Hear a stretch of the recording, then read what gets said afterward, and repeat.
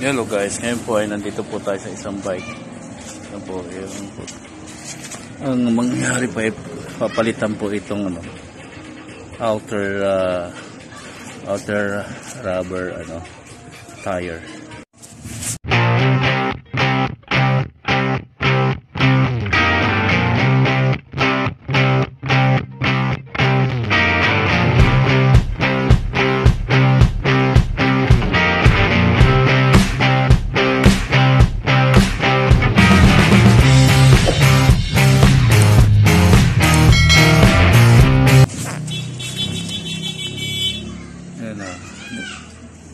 Ito na guys, ito na nga, ito.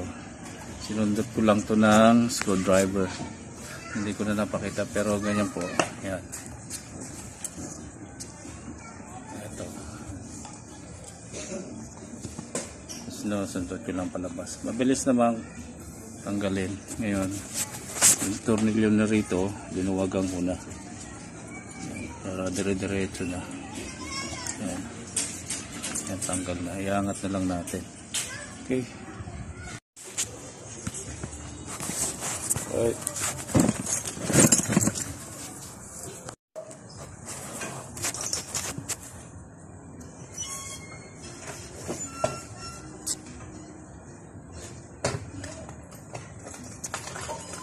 Guys, nakapin na natin yung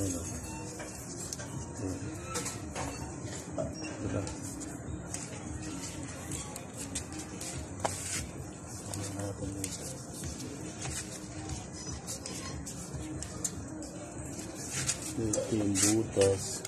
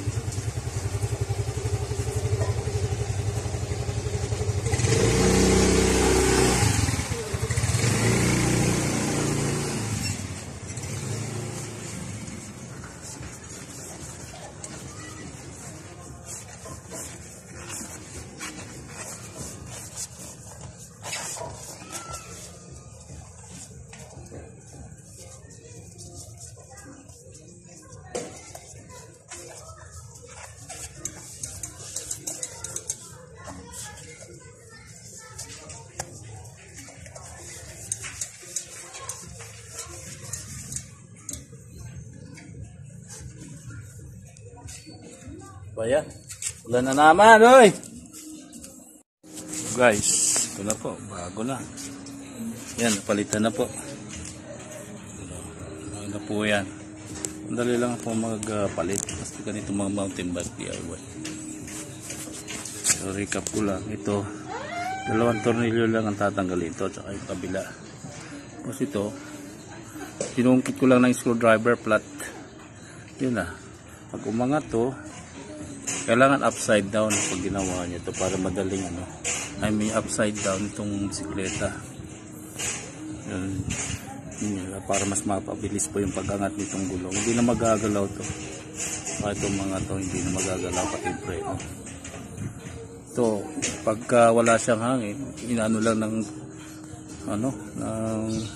pre-nice kung ay inano ko lang nga yan flat screwdriver. Ayan Okay, hanggang sa muli.